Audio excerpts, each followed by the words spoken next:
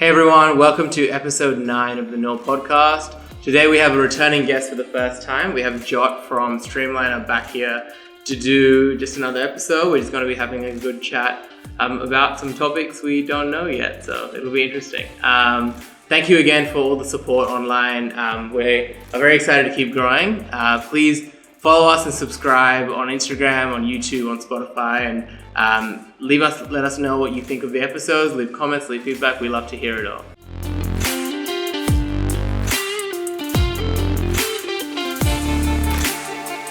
Jot, how you doing, brother? Great, man. Good? Yeah, that didn't connect, but you know. It's alright. So, obviously, you've come back to have a chat again after the last episode. Yeah. How have you been? Pretty good. Yeah. Yeah? Can't complain. Just, I feel like there's so many things that change in the span of sometimes 2 weeks or 1 week. And you get thrown around sometimes in from multiple different aspects of life. And it doesn't feel like, for me at least, it doesn't feel like I just came back again. Because it's been a month. How often are you coming back? Honestly, when I'm needed in some ways, like work, business needs it, or like family, there's an event or something specific. Mm-hmm. Not even events. I'm trying to avoid almost all of that because it's a bit of you get pulled into it. Yeah. And then your routines break. Yeah. And I've been really playing with this idea of immersion. I don't know where I got it from. It's definitely not my own idea. Mm. I took it off someone and just been running with it. But it feels to me that whenever I do what works, when I'm trying to let's say, get some results body-wise, I'm trying to put more muscle on, lose some fat, whatever it is, right? Or I'm trying to learn a new skill in terms of building some kind of new product. Immersion is usually the only thing that seems to work for me. Otherwise, that piece by piece building off, or learning even, it takes too long. And I know the patience mantra that gets given to us when we are young. It just doesn't seem I feel like what is the patience mantra? Of we should be patient with results. Yeah, good right? Things come to us. Yeah, and it's true. It's very true. But I feel like when you're young, maybe you shouldn't be that patient. I feel like the issue is people sometimes become too patient, and then they're like, "Oh, I'm just putting in the reps, right? I'm doing what's needed." But I look at my people around me, right? And especially when I come back to Adelaide, I notice that patterns more. And that's not to shit talk people. That's just reality, right? So you're saying compared to people in Melbourne? Or compared to my circle now. Sure. It feels like people move a lot quicker, especially people from America. I've noticed this, right? This is my personal observations. They're not concrete truths. But what I've noticed is whatever we want to say about Americans, something is very addictive about hanging out with them when it comes to building things. Because you catch up with them 2 days later. They're like, "Oh, so what'd you do with that? The thing that you told me you were working on. Did you make a move on that already?" And I'm like, I started a sticky note on it, right? And that's just not acceptable in some ways. And then they're not gonna say anything to you, but it's more like, "Oh, right." It's just that, and is that healthy? And we can have argument around that. There's a quote for the work culture in America compared to here, which is that in America you live to work, in Australia you work to live, and I think that there's truth in it, I think. Yeah. Right? It has to be. And it's not just America. I think there's a lot of countries where it is like that. A lot of high-performing countries, it's the same thing. But I'm very grateful for what we have here. Oh, yeah, 100%. Yeah. It's I feel like if you're complaining about what we have here, then it's a great place to be in. That you're complaining about, this little thing is not optimized enough, for example, right? When you look around the world where things are. However, I think what I'm kind of pointing out to is if you're trying to build something, for example, or if you're working on a little business or whatever your little hustle or thing is, it appears to me, and it's not obvious to me, that the patience mantra works for most people. Because most people, what I see is a pattern of most people kind of give up because they don't see the results. And they would have been so better off just taking 2 weeks, just immersing themselves in that particular thing and seeing some results, than being right, now I have the momentum, now I can kind of put it on autopilot. when it comes to nutrition, when it comes to anything, just pick whatever example. You immerse yourself, you learn about it, you try to implement it, and then you can kind of put it on autopilot of, hey, this is my routine, this is what I'm going to do, this is what the program looks like, nutritionally, physically. Yeah. And then when it comes to work, same kind of principle applies in some ways, and it doesn't apply all the time. There's obvious exceptions, right? Yeah. Well, when you say, okay, so I'm not speaking to patients here. Well, also when you say patience, I feel like you're trying to be nice and say laziness, or do you actually mean patience? I mean, I heard this thing from Naval. It was something along the lines. It was impatience with actions, but patience with results, right? And I think I'm talking about patience in the sense, but like it's just, you know, the casual advice of, oh, patience is what you needed, right? You just haven't been doing it long enough. It's very true though. Like almost anything I've seen results in my life, you just have to stick with that thing long enough. And most of my behaviors in the past have been, I was bouncing too much around. I'm like, I want to try this, I want to try that, I want to try that, I want to try that. And you don't see any meaningful big dominoes move when you're doing that. But it's part of, I guess, trying to figure out what you want to do, right? Too. So it's like you don't want to completely discard it. But most people, at least when I look at people around me, when I look at my younger sister, for example, she will be so much better off just doing immersion periods of, hey, 3 weeks, I'm going to learn this thing, pick it up, run with it, pish posh pash, right? Whereas what people try to do, at least what I tried to do, which didn't work, that's why I kind of have this strong opinion on this particular piece, is like you try to do all the things that you're like, oh, I want to get physically fit, I want to look good, right? Mm-hmm. Like as a young man, that's kind of like a little goal a lot of us have, right?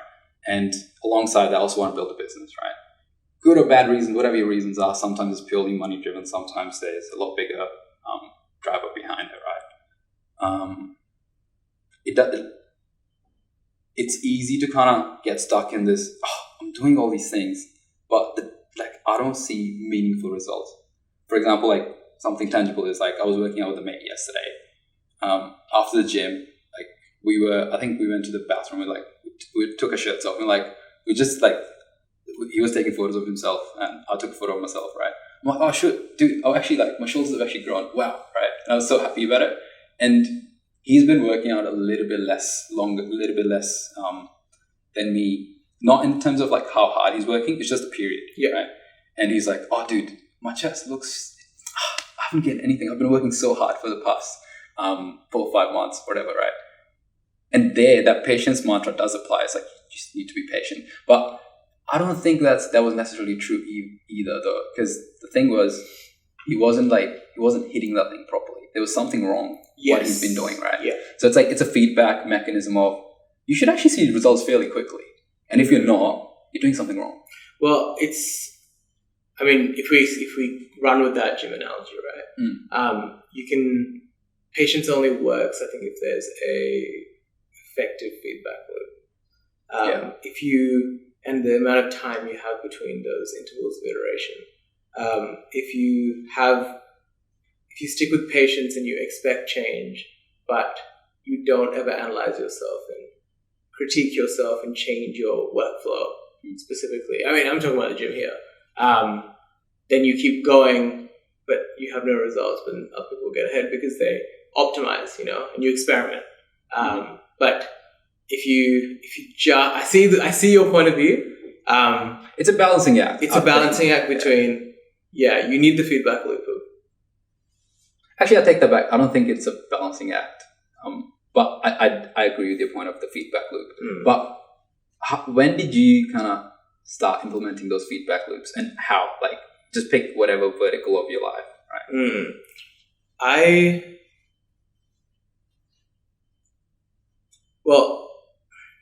I think if I look at the gym per se,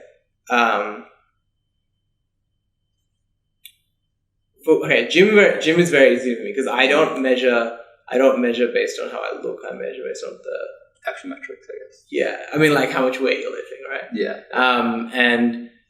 And for me and the gym, it was always progressive overload. So I have a very specific algorithm that I developed over the course of 2 years. Okay. Of how I like focus on weight. But I think one thing I've learned about, I mean, not to derail from the question, but one thing I've learned about myself a little bit is that I like the challenge of optimization, but once I've optimized something, I get bored. Right? So I'll give you an example. Actually, I've never even thought like, I've never spoken about this before, but I'm like kind of formulating it in my head, so apologies. You're playing with the idea right now. Yeah, so the gym is a really good example, right? So why I started going to the gym was because during my honours project, I kind of got so immersed into honours project that I wasn't looking at any other aspect of my life. So this almost speaks against what you were saying. And I gained 20 kilos in 1 year. But it was so progressive that I wasn't even paying attention to it. And Breeze, being so amazing, didn't say anything. She's like, "Oh, you look great. You look great." I'm like, yeah. She never like corrected me at all. Yeah. But the shocker for me was when, after Honest Project finished, I was shopping with Breeze and I had a really bad headache. And I haven't had a headache like that before. And I got home. For some reason, my mum goes, she's never done this before. Mum goes, "Oh, let me check your blood pressure." And she checks it, and it was 180 over 90. I don't know if you know anything about blood pressure. That's hypertensive crisis. Yep. It was really, really high. And then, so we kind of panicked, like, what? I'm only 21. Like, this is crazy. And then we monitored it over the next couple of days, and it's still relatively high. And that's when I had to fully reflect on myself. And that's when the existential crisis of, why am I working so hard if I won't even like have a quality of life in the future? So then I dropped way down on productivity of work and output. Like, I don't care about any of that. Let me sort out my health first, because that's what's most important. You can make all the money you want, and then you get sick, and no matter how much money you have is enough. You know what I mean? Like, I think one of my uncles recently passed away from cancer, and this was in India. And he got diagnosed, and then 3 weeks later, he passed away from leukemia. And they spent 20K of treatment in 3 weeks. So just imagine, no amount of money, man. Some diseases are very expensive to treat. So like, I focused on my health, and so I was fat, and I had no idea what the gym was, no idea what the diet was. So I'm an engineer. I started with the diet, started with meal prepping, started with the gym. And I slowly got better. I started following Chris Hemsworth's app called Center. Okay. And that's kind of how I initially started everything. But look, I figured out how the process of the gym worked, right? And then I started getting really strong because I had a really good workflow. I'm a data person, right? And then I think it's about 2.5 years now since I started. This was December 2021, I reckon.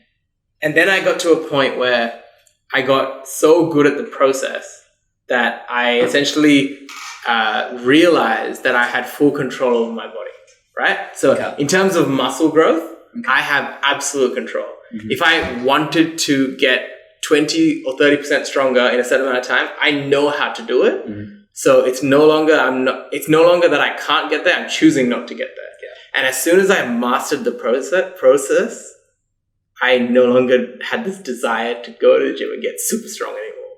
Right, okay. Do you know what I mean? It's almost as if the idea of being weak or like not having huge muscles is only an effective motivator if you can't get strong. Yeah. But as soon as I showed that I could, I dropped 20% It's like you proved to yourself that you can climb this mountain. Yeah. Now you climbed it, now you're at the top. I mean, I wouldn't say you're at the top, like like looking at your body, but no. Like there's still like another big mountain, just horizon, right? Like, I'm sure you're gonna get there, but it's like now you know how to climb that one, because that climb wasn't as hard as you thought it was, right? And I think that's the idea. Like I kind of want to play with some way. Sorry to interrupt you, but I think I want to correct that. I never climbed the mountain. I know what the peak is, but I went 60% there, 70% there.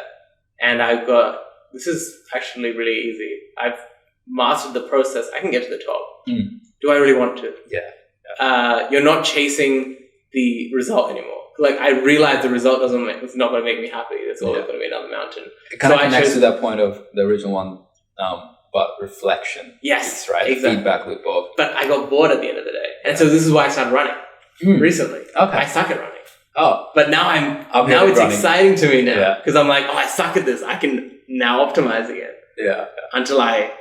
So I'm almost chasing the challenge instead of chasing the result. But maybe that's just the engineer in you. It's like you solve the problem. Once your problem is solved, it's like now you know how to solve another problem. But that's a different iteration of the problem. Right? Yeah.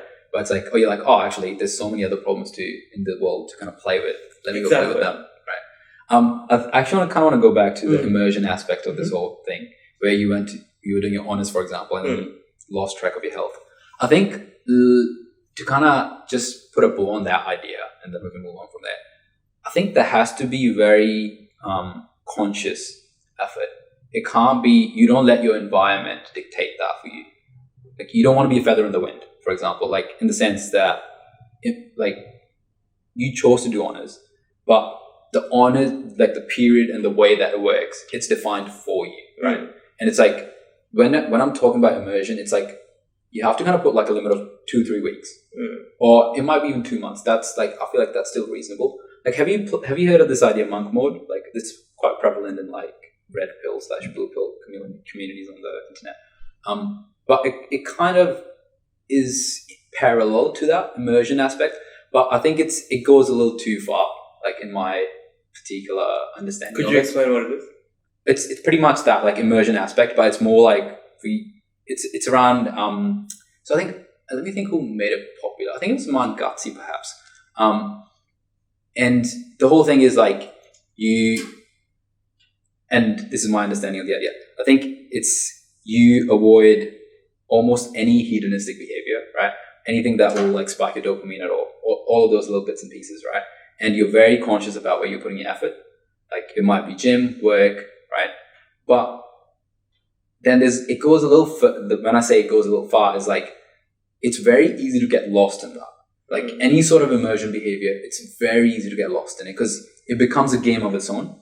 And you almost start to enjoy that immersion and seclusion of not hanging out with friends, not being like, because that's what whole monk mode actually means in that particular context. I was told to young men in some ways, is like, hey, focus on yourself for this amount of period, you'll see results. Because you will definitely see results if you just become one-dimensional on one problem, right? But I think that's kind of the problem with it, is like, not enough people who advocate for it kind of advocate for the fact that you have to set deadline for it. You don't just let it go, right? Because that's why, like, you'll see a lot of people, they become so one-dimensional when people start going to the gym. That now gym is everything. Yeah, it might honestly be that for them, but I'm not so sure when I talk to a lot of people when they're like very, very much about the gym culture. They seem to be interested in other things. It's just they haven't experimented. Yeah. And they've somehow lost in that particular thing. I think you can get lost in the gym pretty easily if you don't have a goal for yourself. Yeah, that's true. It's hard to set an end goal for the gym, though. Yeah, but like you were saying, you have to kind of have some sort of metrics for yourself. When but those metrics, you let them creep up. Yeah, because you're like, you see some other guy on the Instagram, you're like, damn, that guy looks good, you know? You're like, he's got better delts, whatever. Like, real delts are looking on mine are weak. So correct, And it's all in good faith, though, to be honest. There is you want to get stronger. Yeah, but like, okay, for you, so you run a business and you're in the creation space. You create content at the end of the day for StreamLnr in different forms, right? Yeah. And there's a saying that art is abandonment. You can never get it perfect if you choose when to abandon it. Oh, okay. I have not heard that. You've never heard of it? No, I haven't heard that. Art is always abandonment. Yeah. An artist can go forever. They have to have the self-control. Isn't that everything? It's like everything's abandonment. Yes, which is what I was going to lead to. Because like everything, not everything is abandonment, everything's art. Let's go full nihilistic, everything's abandonment. So like, gym is art. You are sculpting your body. Yeah. And if you are your worst critique, you will never end. You're in an infinite loop. Yeah. You will never be happy. Don't get me wrong. Like, I'm saying that right now, and I don't think there's any time soon I'm going to stop going to the gym. It's not I'm addicted to it. Yeah. But for me, the metric that I want to keep moving up is strength. Yes. And because the way I think about it is like, I'm thinking more from the whole longevity angle of it all. Yeah. Right? It's like, I want to build that mountain as high as possible because it's going to start deteriorating at some point, at a certain age, right? Yeah. So the bigger, I think Peter Attia actually uses this analogy. I just took it from him, and like I just think about it quite a lot. That's like kind of the motivation behind all of it. You want to build that mountain as high as possible, because inevitably when the decline starts, the bigger the mountain, the more room you have to play with, right? Yeah. So I think for me, the motivation is that, and I'm not going to deny the looks aspect still plays into it. I haven't like fully meditated my way out of it, right? Maybe. What's wrong with them? What's wrong with the looks aspect? I think there's nothing wrong with it, like inherently. And I think there's a part of it is like societal programming that I have as well. Even as much as I know that it is societal programming, it's like cognitive dissonance. Yeah, it's I can't fully kind of abandon it just yet. It's gonna take time, like in the sense that you keep playing with the ideas, and then eventually it sinks in. For example, like why care about what society says, right? Yeah. Like how many times do you hear that when you're like, yeah, you keep hearing that, but almost, I look at my parents, for example, I look at like other adults, like their age, they still care about what society says. They've probably heard it like, I don't even know, a million times. Yeah. Right? But obviously you have to have a conscious meditation on it to actually think about what my desires are, what I want to want. Yeah. Look, I think what you're saying on the low level is like kind of saying what society thinks. And I think if I could phrase it, I would call it results-oriented behavior, where I think the healthiest thing to do in all aspects of your life, you go to a higher level of what you're trying to describe is process-oriented behavior, or saying you love the journey more than the results, right? Because and I think I read a book about this, but I don't remember what book it was, but the problem with the results-oriented behavior is that results-oriented behavior is driven by dopamine, right? And dopamine will never be satisfied, right? I'll give you a really good example. Tell me more. Like a really good example is like bench press, right? I've always wanted to bench press 100 kilos, or I wanted to deadlift 200 kilos, right? I have never done either of those things. I got to 190 for deadlift, and I got to 95 for bench press. I was so close, but this is the peak of my building strength, and it's when I realized like getting to 100 is not going to change anything for me at all. Getting to the perfect body is not going to change anything for you at all. It's not sustainable because your dopamine will get bored and you want the next thing. But if you love the process, and this is like you said with the gym, right? You want to build that delta, that mountain, right? So when it declines. So that's purely results driven, though, right? No, it's not. I really strongly think it's not. I think it's about... I feel like the journey wouldn't even exist. Like, this is another... Like, but you got to learn to love the journey. You got to define the journey, first of all. Like, okay, for example, if I was you, or if this was something that I was focused on with the gym specifically, for me to be a process-oriented person in this aspect, it would be saying that I need to go to the gym at least 4 times a day. I need to do 4 sets of exercises. I need to do 4 different types of exercises, 3 sets each, 6 to 8 reps, and I need to show myself that I'm progressive overloading, right? Who cares what the results is? No, as long as I'm following those instructions, the results are guaranteed, but it's not defined, which means you will never reach a peak. No, but I feel like if there's no goal, the journey just doesn't even exist, right? Like that's my whole problem with this journey over goals, right? Really? Yeah, like interesting. I've like, this is very common advice, though, right? Like it's like process over results, journey over the goals, right? It gets thrown around a lot. But I feel like when I think about my life, like what's worked, and okay, I don't know if it works for other people. I'm talking about what worked for me. Whenever I think about journey, it feels like the journey just doesn't exist without goals, right? Which means it seems to me the goals are actually important. They're way more important than like people make it out to be when they say journey is more important than the goals, right? Without the goals, there is no that thing. The process doesn't even exist, right? So it's like if you don't constantly keep moving that, let's say the benchmark or the goal up, how are you going to know those 4 sets? They need to be, you need to over-index now. You need to go 5 sets. Or you need to go 3 sets, but heavier weights, right? Sure. Like, how are you ever going to iterate if the goal is not constantly moving? I wouldn't say that.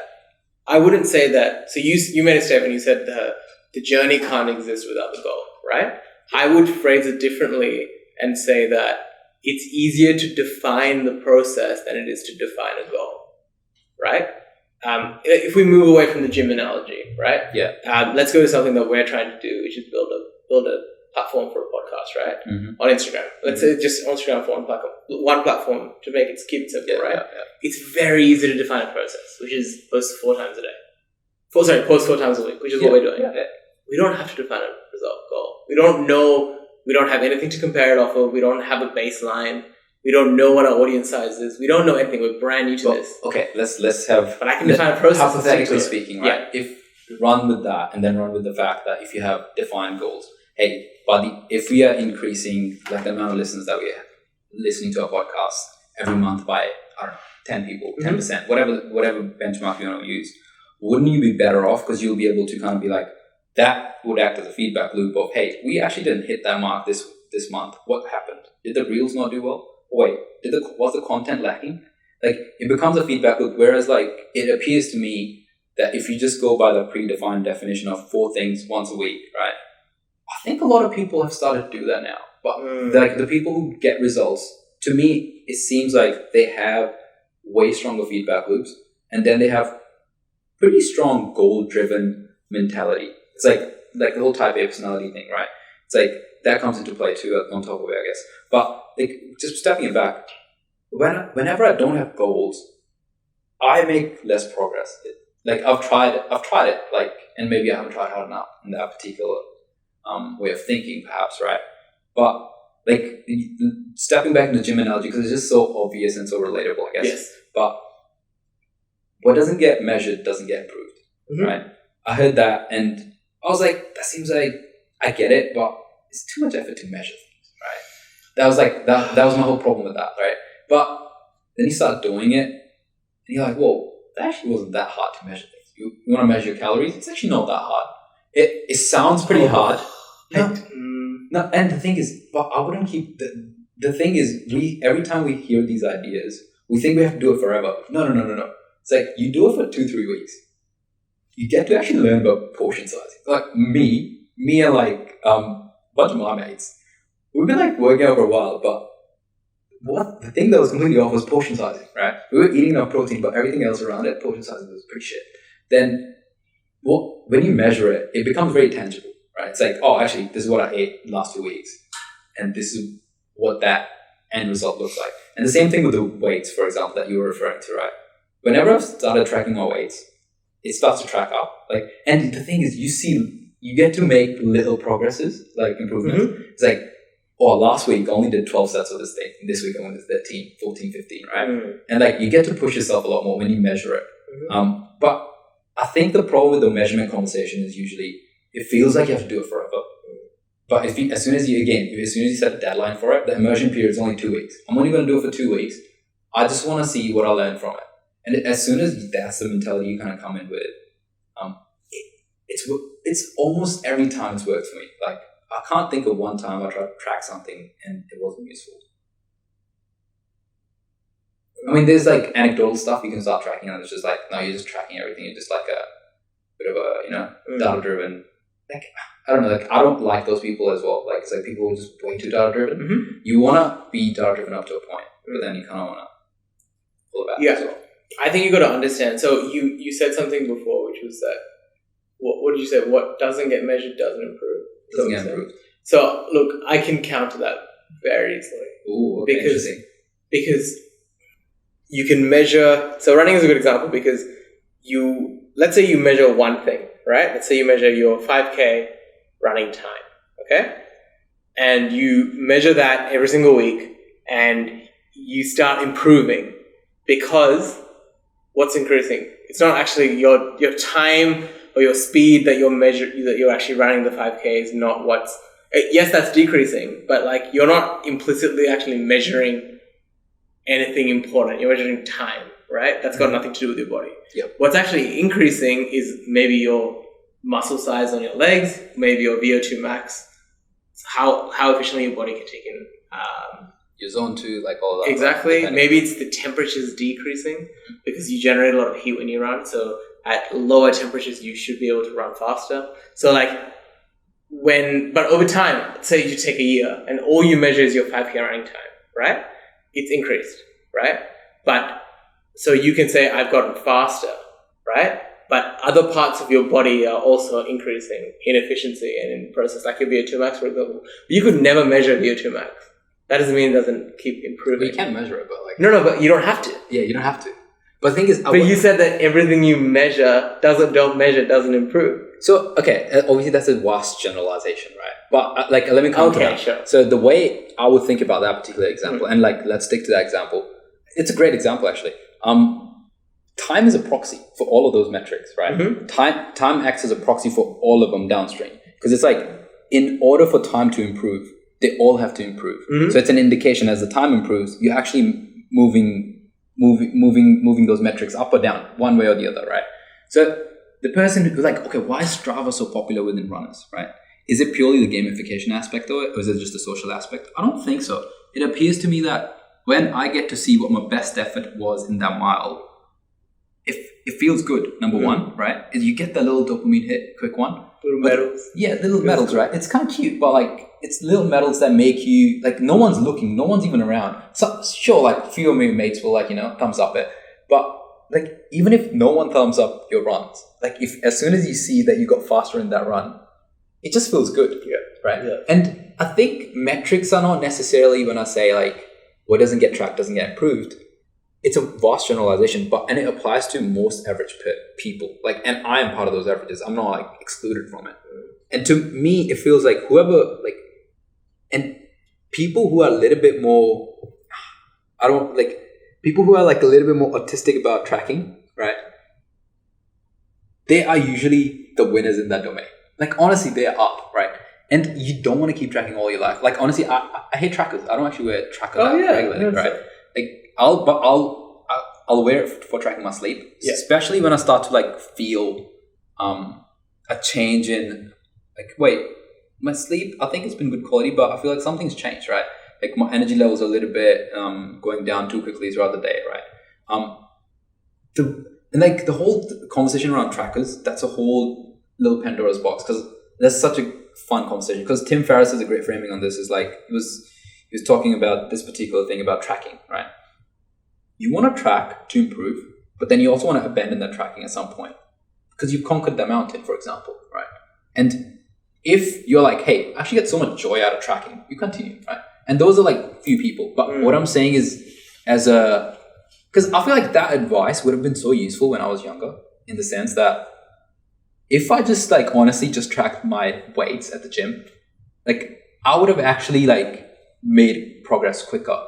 That's all it is. I think it's about what velocity you want to reach that goal. Like, if you're like, hey, I don't care about the velocity that I've become faster in my 5K, then it doesn't matter. Don't track. Like, that's totally cool. It's so funny when you say that, because I think you've defined my personality so well. I'm such a tracker. If I don't have data, it almost motivates me not to even start doing the thing. I didn't start running until I got an Apple Watch and was able to have Strava on my watch, because in my head, I'm like, if I'm not recording the data, how would I even know if I'm improving? Like, that's not even worth starting running. So you're literally... I am the obsessive tracker. So when you said I went to the gym without measuring weights, I'm like, are you crazy? That's crazy to me. Yeah, because like some people can do it in their head and they're so good at it. Yeah. I wasn't. Yeah. Like, I would forget how many sets I did on that weight last time. Yeah. And honestly, I have a suspicion a lot of people forget that. Especially if you're not working with a trainer or you're not going to a class. Because that's what that is. When people go to a class, I have a mate. He recently started lifting in Adelaide somewhere. It's like a powerlifting gym. Yeah. Man, this guy's getting stronger. Like, you literally, every time you see his photos or whatever, like, you're just getting a little bit more jacked, right? And he doesn't want to do the tracking. So what do? You put it on someone else. You put the burden on someone else. He joined a program of powerlifting, but they're like, no, you have to lift this weight today. Yeah. Last week you did that. This week you have to do this. Yeah. So you don't actually, when I say tracking, you don't actually have to do it yourself. Yeah. You can find these hacks. Just go join some programs or whatever for when it comes to weightlifting. But let's pull it back to life. Okay. I think the hidden metrics in life are the most interesting metrics that we usually don't measure. And maybe we can't even measure them to begin with. Like, for example, commute time. That's an interesting one. Most people don't measure it, right? But your quality of life, I would argue, I can sit down and almost argue with anyone, that your quality of life is quite connected to how amount of time you spend commuting. Like, honestly, it does. Like, you don't realize that until you stop doing it, right? You move to a place where you So wait, are you saying that the less you commute, the higher quality of life? Yeah, because it's like, even when like you listen to podcast commuting, right? How much are you actually retaining? Like podcasts and books, that's another little rabbit hole we'll go down in a sec. We have at the tail end of this. But like hidden metrics in life, I got this idea from George Mack. He's like a guy on Twitter, and he just has like fascinating little ideas around the edges that are either contrarian or like they're like contrarian, right? And I think he's quite obsessively like a bit of a tracker, right? And I don't think I would go that far ever, but it is so interesting to me that hidden metrics in life that we don't measure are probably the things that are driving so much of our behavior. Like commute length, if you actually think about how much time you spend commuting, if you cut it all out, and why do you think you need to commute? For example, like a lot of people live outside the city, I get it, totally, right? But a lot of young people can find a way to live closer and shrink that thing, right? Shrinking that thing actually gives you such an advantage of sitting down, doing nothing. Like that is such a powerful thing to have. Like sitting down and having free time of doing nothing. Yeah. But like not on the phone, obviously. Like then it just defeats the point. But I think it's Confucius has this saying maybe, like all of man's problems arise from the fact that he can't sit by himself in an empty room. Yeah. And if you think about anxieties in like today, our generation, all this conversation around depression, of course, there's like chemical depression, like, can't control that, you need help. But a lot of it can be countered by just doing that, spending more time with yourself and your thoughts. It's such a powerful weapon if you want to attack anything in life. At least that's what I've found. It's like whenever like there's an idea or a problem that you're kind of struggling with, spending some time with yourself and then whatever your conclusions are, bouncing it off someone else, that's really where the progress gets made. Instead of just being like, this happened and it was so shit, and just talking to a mate about it. Because most of the times our friends have a lot more empathy, and they will just give you reasons why it happened and why it's not entirely your fault, and it's all in good faith. But if you're trying to solve those problems for good, because I hate the idea of just things are going to be like this, like whatever your problem you have. Like my moment-to-moment experience comparative to when I was in uni, dude, it is miles apart, right? And I think that is such a gift that I got from someone like Nepal, for example, or reading Marcus Aurelius. Like just spending that time with yourself, it makes you a weapon of a kind that I think it's even hard to explain, because it just feels like when I'm just saying it out loud, it feels so cliche. It's like, oh yeah, just meditate, right? That's what you're referring to. I don't think meditating is... But that's not what I'm kind of talking about. But I know yeah. I completely agree, absolutely. Yeah. Like, I think our generation is the generation that's bringing the death of boredom. I think our generation, not ours, probably one right after us, Gen Z. Are we Gen Z? Yeah, we're Gen Z. Yeah, our generation. Yeah, I always forget. Like, I think we have had least exposure to boredom than anyone else in human history. Yeah. And I think that's maybe one of the drivers for depression. Yeah, you have to get yourself bored. Like that's when all the good ideas come. Or like anything, business, gym, whatever the heck, right? Like obviously gym wise we can argue like probably don't need more creative ideas, right?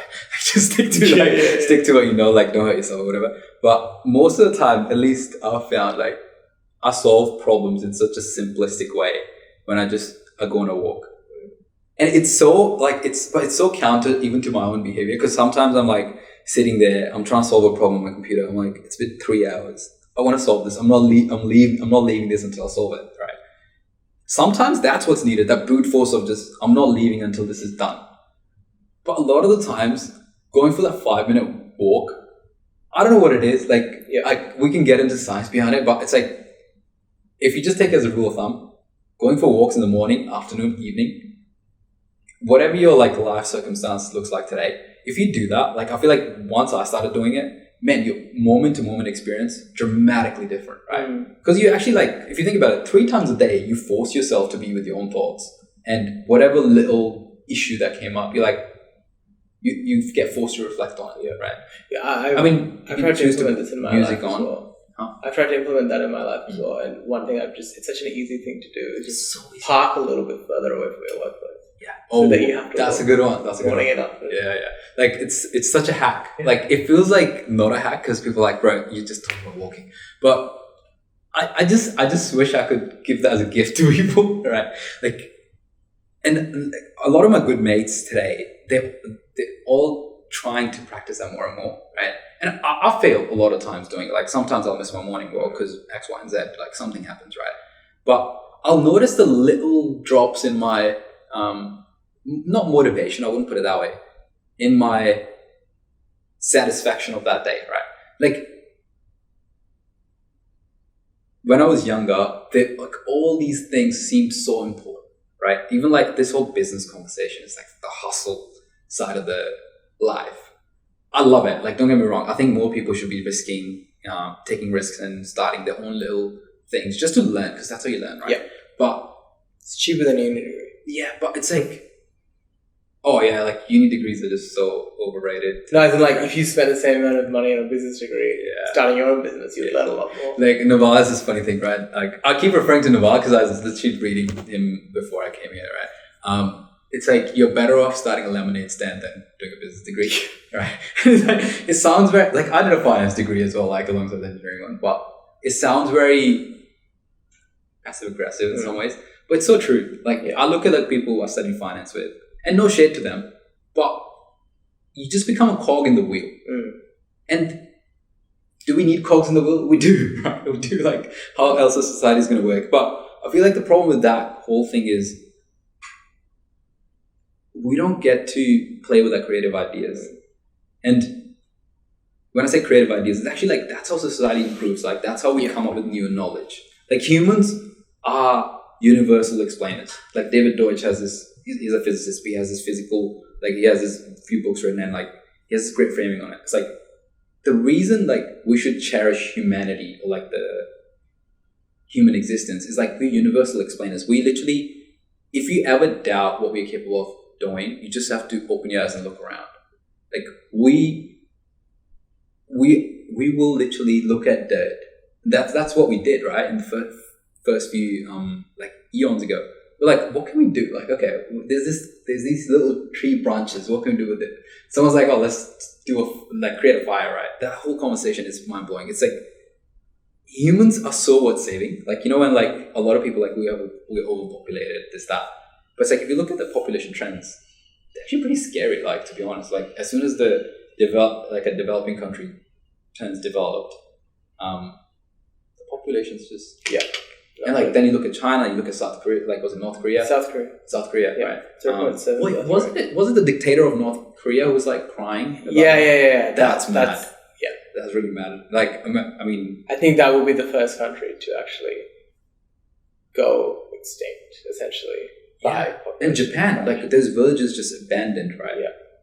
Like I just don't understand like why that's not a bigger part of the conversation. I don't think it will be yet because this is the third time this week I'm saying this analogy, but it's similar to when if you see the movie Titanic, after they hit the iceberg and they told everyone we've hit an iceberg, things are not looking good. People still just ignored it and kept dancing and kept partying until they saw the water. Yeah, it's like I think it's a perfect analogy for that because once we hit the iceberg and we realize it, it's gonna be too late because it's like the population trends are so hard to reverse in some ways. It's like a tree, right? Once it starts growing like that, it's easier to maintain. Yeah. Once it starts going like this, it's like now there's less and less people to make, which means less and less children, and it just converges in some ways. So like. Before we move on to another topic, I wanted to clarify something you said earlier. And I think this is something that's not spoken about a lot. And I think I want to shed some light onto it. You talked about meditation and boredom, right? There is two different ideas behind meditation.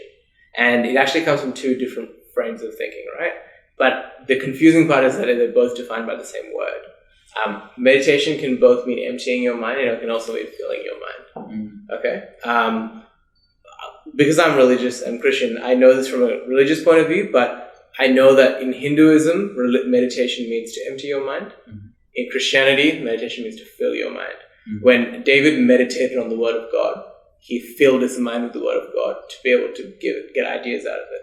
But in meditation, like rituals in Hinduism, it's to sit, meditate, completely empty your mind, right? When you say, and you spoke about meditation, and if sitting with yourself and thinking, right? I think that's the part I want to clarify. It's, you don't want to sit and meditate in the sense of not think about anything. You want to sit with yourself and let the thoughts come.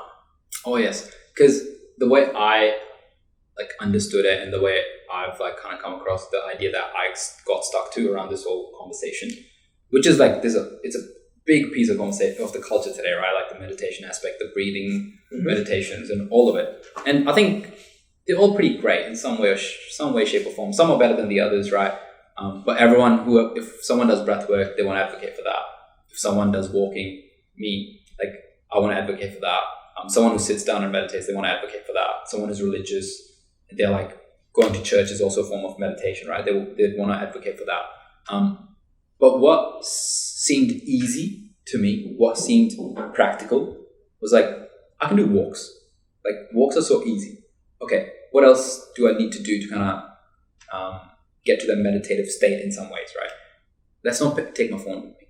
Sometimes I will take the phone, but I won't listen to anything, or no podcasts, nothing. And when I say meditation, what that words mean to me is let the thoughts come. And the thoughts are just thoughts. They're going to come. It's if you tell yourself, I'm not going to think about anything, I'm going to close my eyes, that's never worked for me. It's people say that and I'm either there's something wrong with me, I just can't do it. I can sit there and I get agitated. And perhaps the whole idea do you know why that is, that it doesn't work for you? It's because you're comfortable with yourself.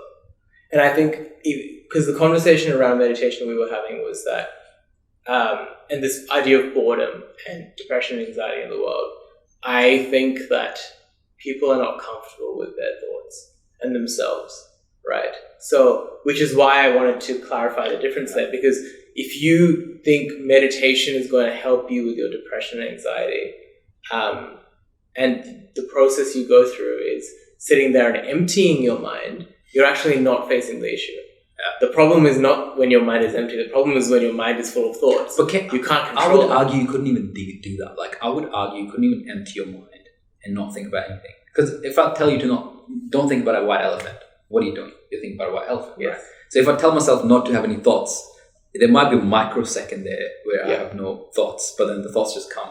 It's either I'm in Sam Harris has a beautiful little analogy around this, I think. He was talking about it. Either we live in the past or the present, and we are really present. It's what I try to do. I don't even force myself to be present, because that's again a catch-22 of I want to be present, but in an effort to be present, it's so hard to do. It's you get caught up in the someone's gonna say something, someone walks by, there's gonna be something, right? So what I try to do when I'm in the shower, or if it's I'm hanging out with someone, I try to find those micro moments of, this is kind of converging from the meditation conversation now, but it's kind of connected to it, a little bit of an orthogonal topic of being present, right? My whole goal is, during the day, I want to have at least a very few moments of those being purely present, right? And being purely present is, I know it's only a micro fraction of a second, but it's feeling the floor underneath my feet when I'm having a shower, for example, right? If I'm in the sauna, feeling the actual texture of the wood. And it feels so soft and so trivial, but honestly, it helps you come back to the moment, at least for that little 1 second or less than a second. And if you're hanging out with, for example, if your grandparents, just looking at their face and trying to capture that, it's such a such a practice of trying to be present. How do you remind yourself to be present?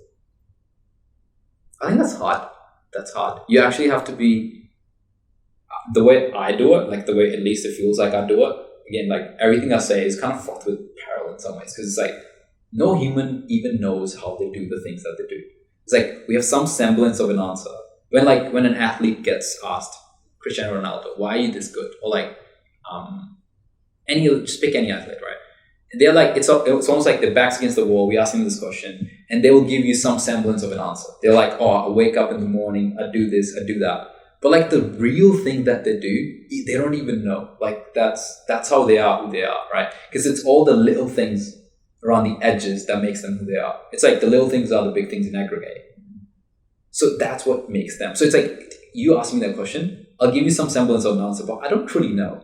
But the thing, at least I think I'm doing, is like, and whenever I change my environment, I've made that as a proxy of, especially when I'm around people, like having at least those micro moments of being present, even when we're having conversation, trying to capture someone's face of, if I close my eyes, I'll be able to imagine their face again, right? For example, like my grandparents, I'm like fairly close with them. So to me, it's very important that I remember what they look like when they were old.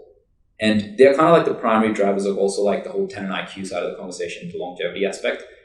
Like anyone who doesn't care about longevity, I think if you hang around with old people, you start to see the cracks in your own mentality around it. Because when you see someone struggling to be mobile, when you see someone struggling to eat, they're like, they don't have teeth or whatever, right? And someone struggling especially with their thoughts, you kind of get reminded, firstly to be present, but then also like, hey, if I have all this technology today, what can I do to ensure like I actually do the best I can in that particular element and ensure my longevity, right? Do you think that we're the first generation to do this at a young age? As in focus on longevity? It looks like it, I think. It looks like it. I mean... And what stopped? Because there were still old people in the previous generation. So when you see that degradation, for example, if our parents saw their great-grandparents degrading, so essentially one generation back, don't you think they would have tried? I love playing with that. It's like, why are we different? Are we that special? I don't think we are that special. I think we just have the resources and the time now. Like, I think a lot of the older generation was just so caught up in, I need to provide for my children. For example, at least the family I come from, I can only speak from them, from that experience. They were so caught up in, hey, we need to, when I was younger, when I was in that school, they were, dad's concerns were like, we want to make sure there's a second house. And then it is at some point that hedonistic treadmill of wanting more and more, giving more and more, trying to give more safety to their children and stuff. But I think maybe also we are more present because it's just the internet's a lot, not present, right? Maybe we are talking about this conversation more. It's like internet is allowing us to connect with more people who think alike, and then it gets like kind of put into this ether when like, and in that ether, someone else comes across that piece. They're like, I like how this person thinks and why they think the way they do. I think I've thought about that with that one time, but never like looked into it. I might look into it. So like the exposure is also like so many different ways today that maybe that plays into it, right? I think, to contradict myself, but agree with your point, it goes back to what you said, like something else doesn't get measured doesn't improve. So maybe what we're doing now is measuring a lot more. Maybe data is the difference between us and the generation previous. I mean, true, but yeah, that's also the thing is like, yeah, what I've noticed also like doing the interviews around the whole, like the conversation around trying to increase your health span, not your lifespan. Either there's a two group of people, at least like how I kind of put them in those buckets, is like either people care, people don't care, right? And the people that don't care usually just haven't experienced that side. Like either they haven't spent a lot of time with old people, or they haven't just looked at their body and like seen some markers, whatever that might be, their behavioral data, their sleep data, or like something that points in the direction that, things are not looking good, bro. And I think data has a role to play, but I feel like there's a bit of a cultural shift too, though. I can't put my finger on what exactly is driving it, though. Yeah, because this is a prevention game, isn't it? So the idea is to start that behavioral change before there is any data to even look at. Yeah, I mean, you can always look at some form of data, right? Like you can actually look at, for example, as a young person, and I'm still learning about this space. I'm by no means I claim to be an expert on this topic at all, right? But what I've found to be useful is your blood marker is actually quite useful, right? And up to a point, obviously you can get lost in them being like, oh, I'm going to look at every little detail. Would that be useful at some point? Yes. But your blood pressure is a huge one. Like when we interview doctors, for example, blood pressure is just like, is a proxy for ticking time bombs walking around, right? So it's like, even before you look at your biomarkers, if you have a parent who uses a blood pressure machine, it's actually a pretty good idea to measure yours, right? And there might be nothing wrong. Like, nothing wrong is actually a great answer. Like, when you look at it, you're like, nothing's wrong. Oh, that's what you want, right? But the thing is, what that does is, like, if nothing's wrong, there's no action taken, right, downstream from there. But that's like a starting point to look at some markers. But that's what I would think about. Tracking your sleep is a great one, but the impact of like having bad quality sleep, you don't see it until later in your years. Is it cumulative? Does it add up over? It appears to be, to be honest. Like, it adds up pretty. Like, Matt Walker. Like, no, is that? Yeah, I think that's the guy who wrote the book around sleep, right? Matthew Walker, sorry. He does he has such a beautiful little explanation of all this. Like, if you can watch, he's done many podcasts, and he does like a great job of explaining all this, like, and sleep and why you want the quality of sleep and yada yada yada. But it's like the obvious answers, right? Exercise, sleep, those are the big dominoes. Anyways, we already know them. But then there's people like me who are like, okay, like, exercise, I'm not exactly where I want to be, like, strength wise. I'm on my way there. Sleep, I'm getting a lot better. Again, not exactly where I want to be, but getting there. What else can I do, right? What are the other downstream things I can measure today, so I have a relative sample to compare against when I do get older eventually, and try to extend my health span, not lifespan again, like health span as much as possible. Yeah. Right? And there's a gamification aspect. There's a little bit of joy in that too. Yeah. But then I want to do it for my parents. I think that's like, I was playing with this idea with Josh, and I think I heard it from Brian Johnson. Perhaps it's not like ours originally, but it's like, don't let dad die, right? And it's tongue in cheek. It's not like you're not letting them die for real, but it's more, what can you actually do to help them? Like, they've done a lot. Like, when I look at my parents, they've done a lot for me. And the way I want to give back is not through money or not through paying their house off or whatever, but actually giving them that quality of life, like how they felt when they were younger. At least that glimpse into that little past, right? I want to ask this, but if it's too personal, you don't have to answer it. But like, when you say keep your dad alive or keep your parents alive, what do you think is the number one priority you're looking for? What symptoms? What cause of mortality are you? Or when I look at my parents. When you look at your parents, but I know, like, being Indian, we have the same genetic makeup, and from my experience and knowing my community, I know it's very similar problems that all these people have. Let's start there. What do you think? What has your experience been like? What do you think are the problems? Diabetes and dementia, I think. Right. Okay. Would be when I say dementia, I specifically mean Alzheimer's. Okay. I think sugar is the problem. I think that's, from what I've seen in my community, both in my own family, that's what for my dad, what I'm watching out most for. If I was to kind of like super simplify it, and again, I'm no expert by any means, but like from all the information that we've gathered over the past few years and the ideas we've played with, and to pull it really high level as an umbrella thing, it feels like exercise and protein, like those two if you look at the micronutrients, let's not even go there. Like, it's like just looking at the amount of protein that they eat, not enough for their body, number one. But then they don't work out enough for their muscles. Those are two big things, right? And downstream from there, like the way I think about it is like kind of more like how Peter Attia is, like one of the doctors in the space. How he thinks about it is like he divides all of these problems in 4 umbrellas, right? One is neurodegenerative disease, right? Cardiovascular, which we're already very familiar with. There's cancer, and then there's metabolic syndrome, right? Now, these feel like 4 different umbrellas, and it feels like they're all kind of disconnected, but they're also they're kind of interlinked in funny ways, right? So like the reason I kind of bring back for that particular community, the aspect of protein and like not training just their muscles. Yeah. Like, it feels like if you just take those 2 dominoes and fix those, and then you attack the sleep, right? Those three things, I feel like would be the big dominoes to move there without looking at any data, right?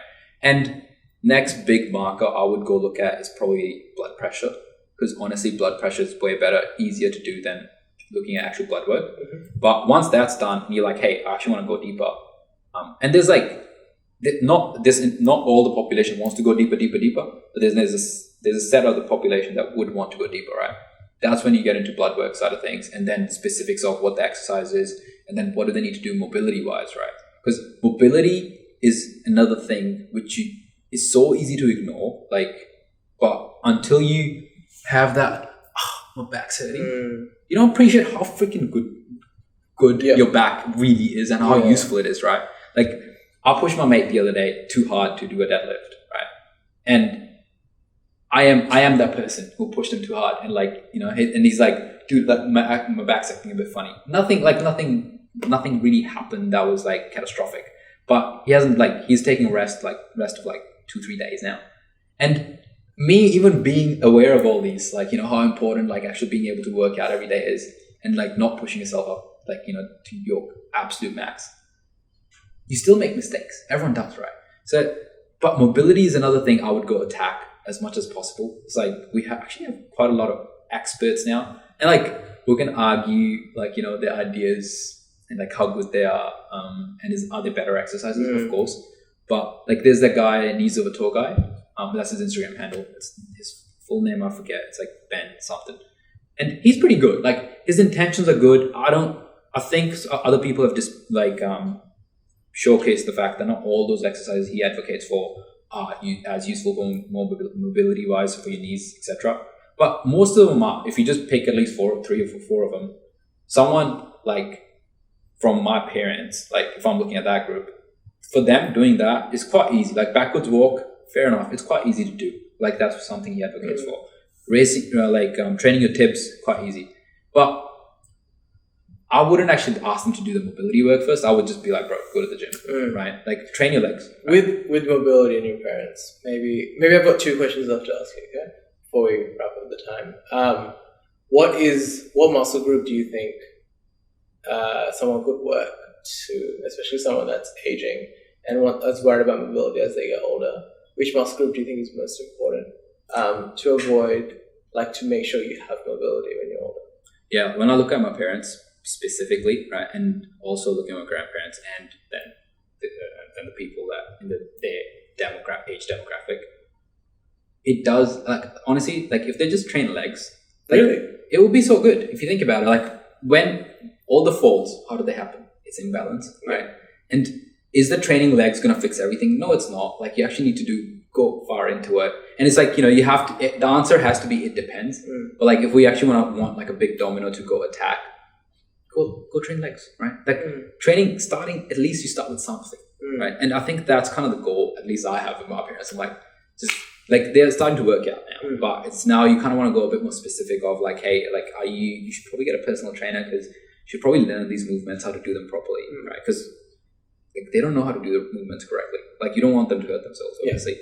So training the back, all of these things are your body works as a whole, right? So it's so hard to kind of go after one muscle group, to be honest. But legs seem like the one thing that old people the reason I say legs is based on my hypothesis. It feels is the fact that if you look at, I think it's after 60 when someone falls, as soon as they fall, I think it's 40% of the population dies within the next 2 years.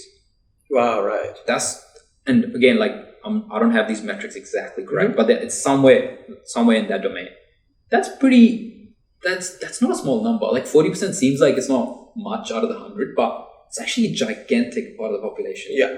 It's just that then you have to kind of get into why that might be. And listening to people like Peter Attia, the experts he's interviewing on these topics, it feels going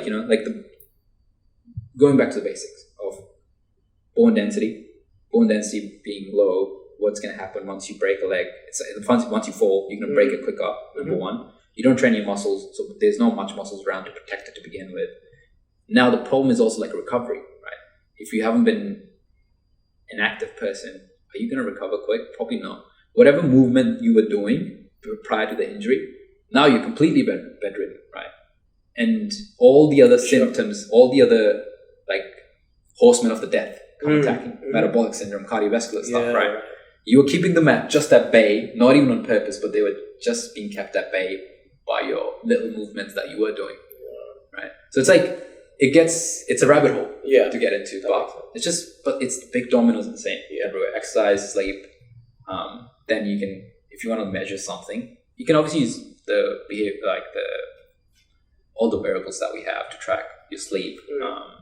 And there's a lot of other data you can get into, but I would probably look at blood pressure for sure, for your parents. If they I think have anything. That doesn't get a lot of airtime. Blood pressure? Yeah. Oh, yeah. Oh, 100%. Like, even talking to doctors, doing user interviews to doctors about this topic, especially the one we actually want to really work with, he was like to me, he's like, what do you think? Like, he asked me that question, right? And I had a suspicion based on consuming all these people on the internet that blood pressure was the thing. And he's like, honestly, blood markers, I will go look at them, but not prior to measuring someone's blood pressure. And blood pressure is something that should be talk of the town. Like, it should be talk of the town for our parents, for us even. And we are at a low risk, of course, but I just met someone, she's a UK-based MD, right? And her colleague in his 20s, had a heart attack. Wow. Right? And he's a doctor, that's a bit crazy, isn't it? And then the conversation was doctors actually don't get educated enough on nutrition, like the normal doctors, right? So then you're like, oh damn, like this topic just keeps getting wider and wider. But then also answers end up being the same though. That's the interesting element. But you're like, thank God, the answers are the same. Okay, I do have another health question, but I think we're out of time.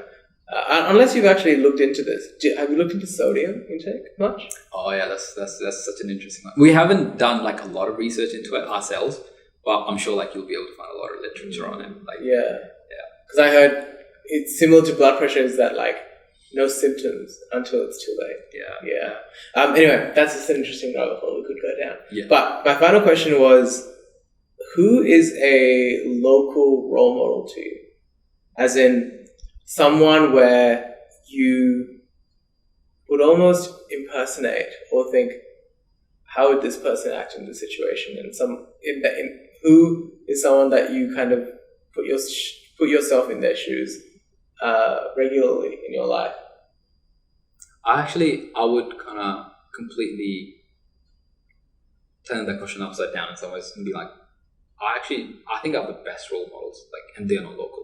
They're I think they're the best thinkers of in today's world, right? Someone like Naval, someone like Chris Williamson.